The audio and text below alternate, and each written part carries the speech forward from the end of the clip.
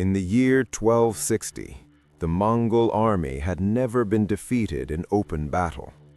From China to Eastern Europe, cities burned and empires collapsed in their path. Kings surrendered without a fight, knowing resistance meant annihilation. Then, in a quiet valley in the Holy Land, the impossible happened. A Mongol army was shattered, its commanders were killed, and the advance that terrified the medieval world suddenly stopped. How did it happen? The Mongols were masters of speed, terror, and deception. They lured enemies into traps, faked retreats, and struck with merciless precision. No army had ever learned their secrets and lived to tell the tale. But in 1260, the Mamluks of Egypt did something no one expected. They did not flee. They did not fortify their cities. They marched directly into the path of history's most feared warriors.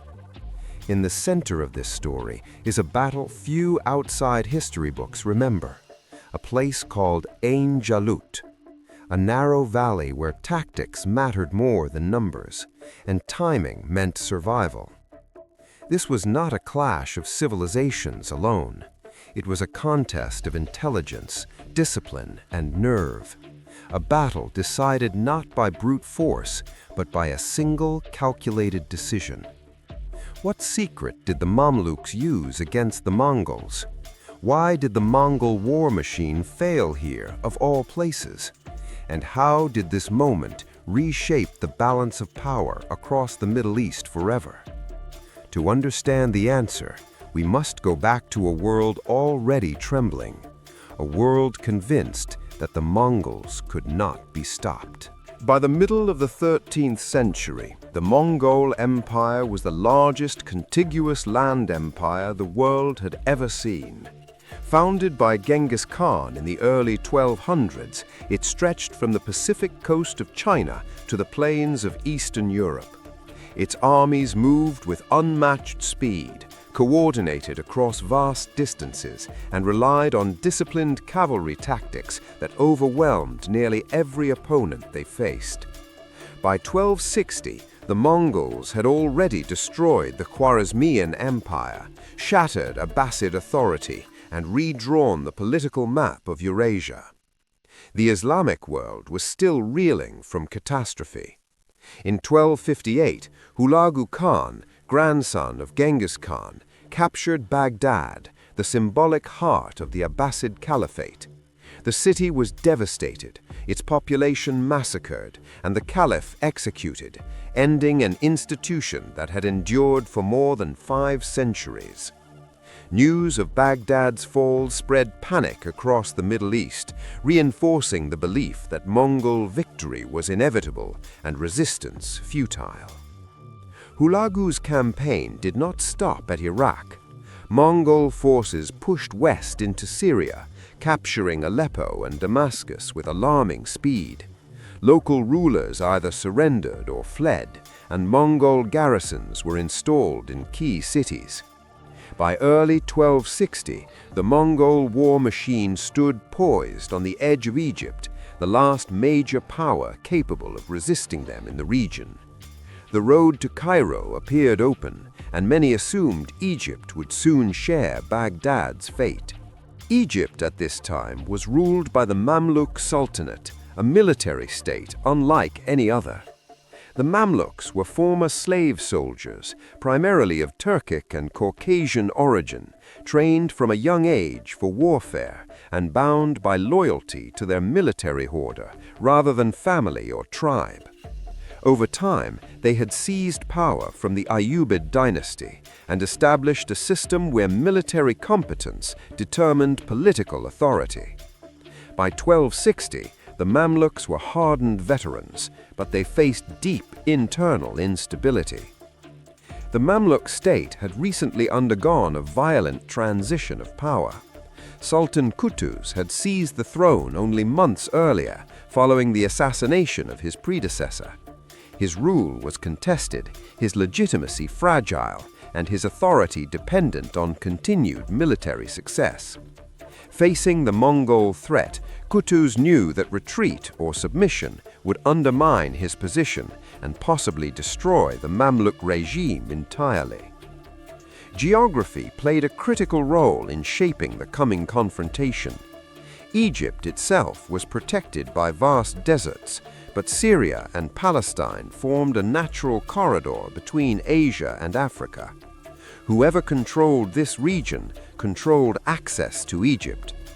The Jezreel Valley in Palestine, where Ain Jalut was located, lay at a crossroads of trade routes and military pathways, bordered by hills that could conceal troops and restrict movement.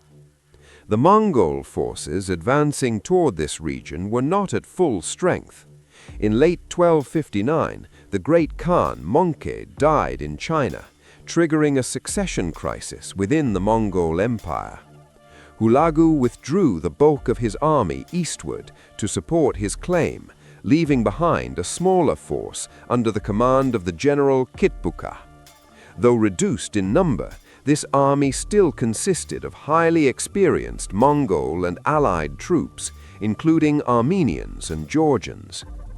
Kitbuka was a seasoned commander and a devout Nestorian Christian, trusted by Hulagu to maintain Mongol dominance in Syria. Confident in Mongol superiority, he dismissed the idea that the Mamluks posed a serious threat. Previous encounters had shown Islamic armies collapsing before Mongol cavalry, and Kitbuka believed this campaign would be no different. The Mamluks, however, had advantages that other Mongol enemies lacked. They were professional soldiers, trained specifically for mounted warfare, archery, and close combat.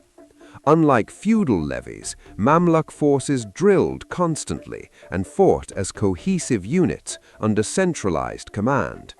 They also had first-hand experience fighting steppe-style cavalry, having battled Turkic and Mongol forces on the fringes of the Islamic world for decades. Political calculation shaped Mamluk strategy as much as military necessity. Qutuz understood that if Egypt fell, there would be no second line of defense for the Islamic heartlands of North Africa. The Mongols would gain access to Mediterranean ports, trade routes, and potentially launch further campaigns into Europe and Africa. The survival of his state and the broader regional order depended on stopping the Mongols in Palestine. Diplomacy also played a role in the background of the conflict. The Crusader states, weakened remnants of earlier wars, controlled key coastal cities like Acre. Though enemies of the Mamluks, they viewed the Mongols as a greater threat. In a pragmatic and temporary arrangement, the Crusaders allowed Mamluk armies to pass through their territory unopposed, providing safe passage and supply access on the march north. As summer approached in 1260, both sides prepared for confrontation. The Mongols held Damascus and key fortresses, but were operating far from their main power base. The Mamluks mobilized their full field army, drawing troops from across Egypt and Syria, and marched north under Qutuz and his leading general, Baybars. Each side believed history favored them, but only one truly understood the nature of the battle ahead. The stage was now set for a confrontation that would challenge assumptions held across the medieval world. For the first time, a disciplined army prepared not merely to resist the Mongols, but to outthink them. The outcome would determine whether Mongol expansion continued unchecked or met its first irreversible limit. As the Mamluk army advanced north from Egypt, its leadership understood that survival depended on discipline, planning, and precise execution. Sultan Qutuz placed overall command in experienced hands, while the operational brilliance of Baybars quickly became apparent. Baybars had fought Mongol-style forces before and carefully studied their tactics, particularly their reliance on feigned retreats and rapid encirclement. This familiarity would shape every decision the Mamluks made in the days ahead. The Mamluk march through Crusader-controlled territory was tense but uneventful. Crusader leaders, aware of Mongol brutality and uncertain of their own future under Mongol rule, chose neutrality. This decision allowed the Mamluks to move swiftly along the coast before turning inland toward Palestine. Supplies were maintained, morale remained high, and the army avoided early confrontation that could weaken it before the decisive engagement. Kitbuka, meanwhile, monitored Mamluk movements from Syria. He believed the Mongol reputation alone would fracture enemy resolve before battle even began. His forces, though smaller than Hulagu's main army, still consisted of elite cavalry accustomed to victory. Kitbuka prepared to draw the Mamluks into open terrain where Mongol mobility could be fully exploited. The Mongol army moved south from Damascus, crossing into Palestine with confidence. Their ranks included Mongol horsemen alongside Armenian and Georgian contingents, all veterans of previous campaigns. They expected the Mamluks to either retreat or engage recklessly. Kitbuka assumed that in past encounters, the enemy would break under pressure. Baybars deliberately encouraged this belief. Leading an advanced detachment, he skirmished with Mongol scouts and small units, engaging briefly before withdrawing. These encounters were carefully staged to suggest hesitation and weakness rather than preparation. To Kitbuka, the pattern looked familiar and reassuring. The Mamluks selected the Jezreel Valley near Ain Jalut as the battlefield with deliberate care. Unlike the wide-open plains favored by Mongol cavalry, the valley was bordered by hills, broken terrain, and narrow approaches. Vegetation and elevation changes offered concealment for hidden units. It was an environment where Mongol speed could be constrained and Mongol overconfidence punished. Qutuz divided his army into multiple elements, concealing the bulk of his forces behind the surrounding hills. Baybars commanded the forward units, tasked with drawing the Mongols into the valley. Reserves were positioned carefully, ready to strike once the enemy was fully committed. The plan relied on timing, coordination, and restraint. When contact was finally made, Baybars's forward units engaged Kitbuka's vanguard with disciplined aggression. Arrows flew, cavalry clashed, and dust filled the valley floor. After a measured exchange, Baybars ordered a retreat.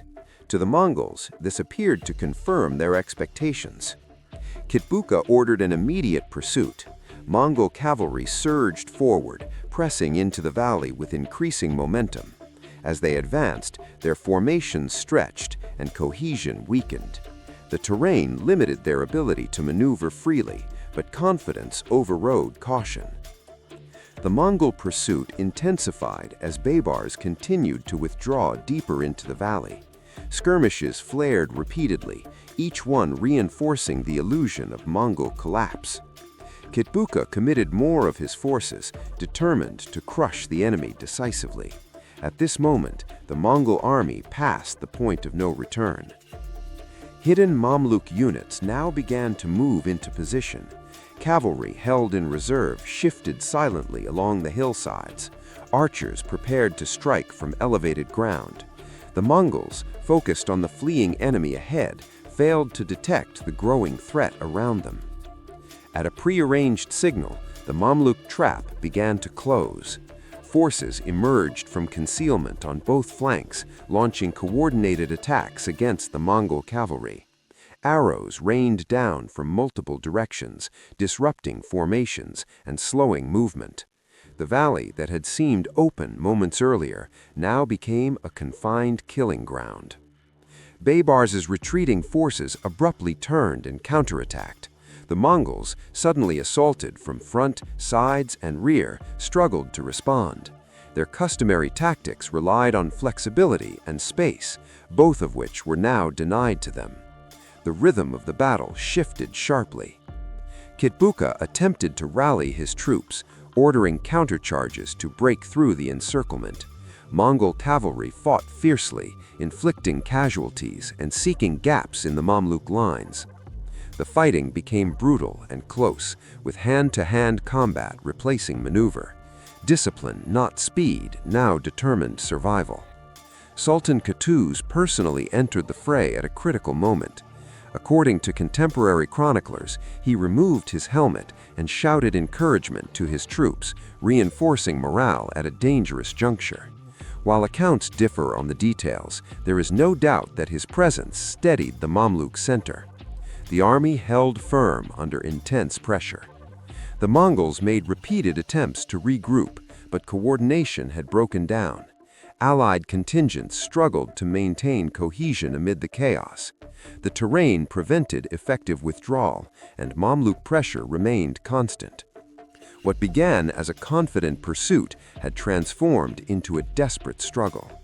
As the battle wore on, Mongol casualties mounted, horses were killed, formations collapsed, and commanders fell.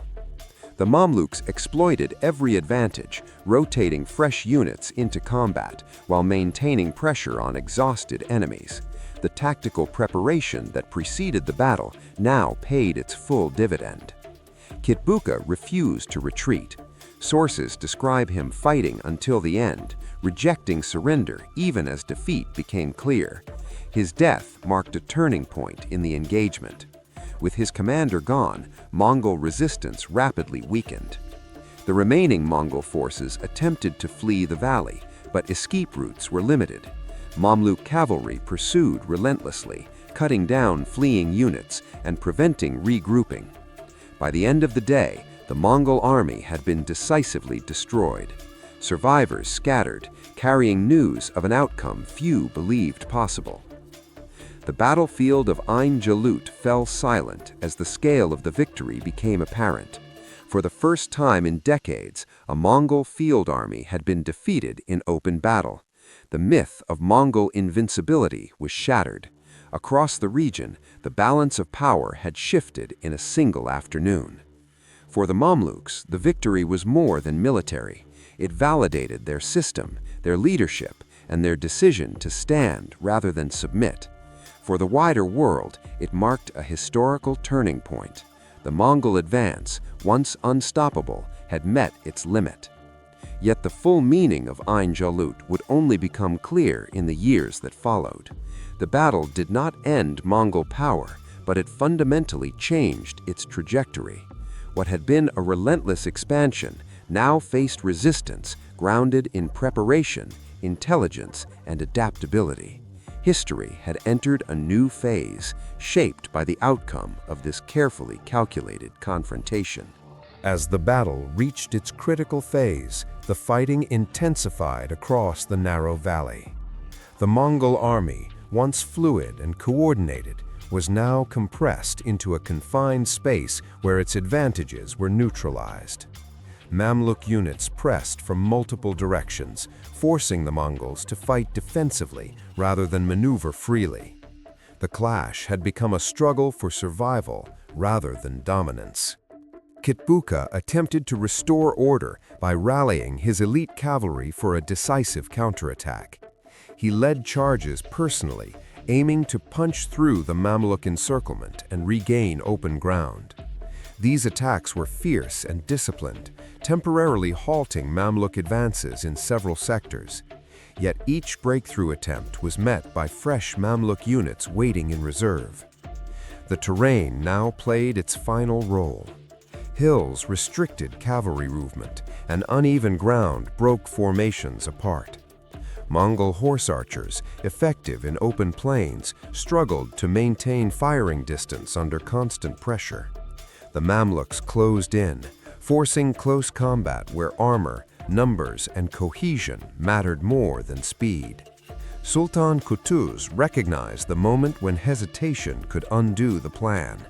He ordered a general advance, committing remaining reserves into the center of the battle.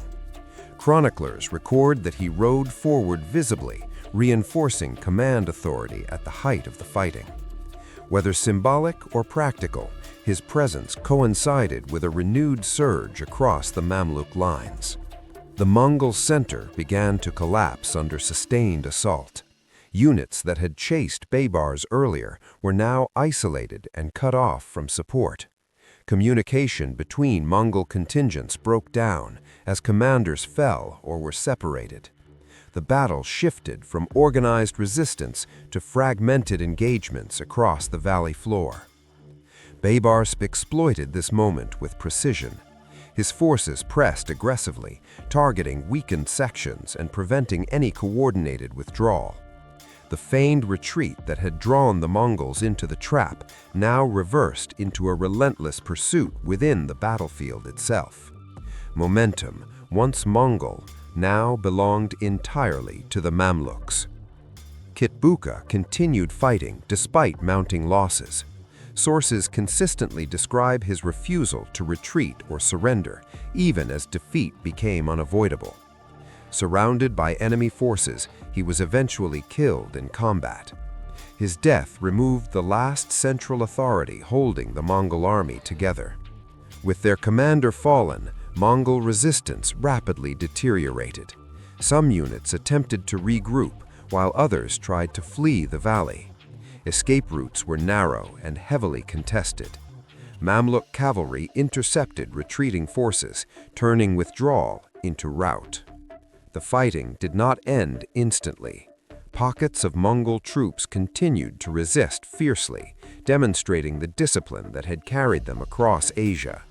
Yet without coordination or space to maneuver, their efforts were futile. One by one, these groups were overwhelmed or scattered. By late afternoon, the outcome was beyond doubt. The valley of Ain Jalut was firmly under Mamluk control. Mongol casualties were severe, and survivors fled northward in small groups. The battlefield bore the unmistakable signs of a decisive and complete defeat. For the first time in generations, a Mongol field army had been destroyed in open battle by an opposing force. This was not a skirmish or delayed retreat, but a clear and undeniable reversal. The psychological impact of this moment was immense.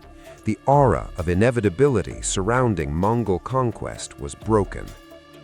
News of the defeat spread rapidly throughout the region. Cities that had prepared for Mongol domination reassessed their futures. Allies and vassals reconsidered loyalties once assumed permanent. Ain Jalut altered calculations far beyond the battlefield itself. The Mamluks understood the significance immediately. This was not merely a victory, but a validation of their strategic vision. Discipline, preparation, and adaptability had succeeded where fear had failed. The battle demonstrated that Mongol tactics, though formidable, were not unbeatable. The climax of Ain Jalut marked a fundamental shift in medieval warfare. It showed that intelligence and terrain could neutralize even the most feared military machine of the age. The confrontation was decisive not because of numbers alone, but because of planning executed without hesitation. Every stage of the engagement led inevitably to this result. As the sun set over the Jezreel Valley, the reality of what had occurred began to settle. The Mongol advance into the Islamic world had been stopped. The direction of regional history had changed in a single day of combat. What followed would redefine power, politics, and survival in the Middle East. Yet victory carried its own weight. The Mamluks knew the Mongols would not disappear, nor forget this defeat. Ain Jalut was a turning point, not an ending. The consequences of this moment would echo for decades, shaping the balance between empires long after the battlefield was abandoned. In the immediate aftermath of the battle, the Mamluks moved quickly to secure their victory. They pursued surviving Mongol forces northward to prevent any regrouping in Syria. Cities that had fallen under Mongol control, including Damascus, soon revolted or were taken with minimal resistance. The sudden reversal shocked regional leaders who had assumed Mongol rule was inevitable. The political consequences were swift and decisive.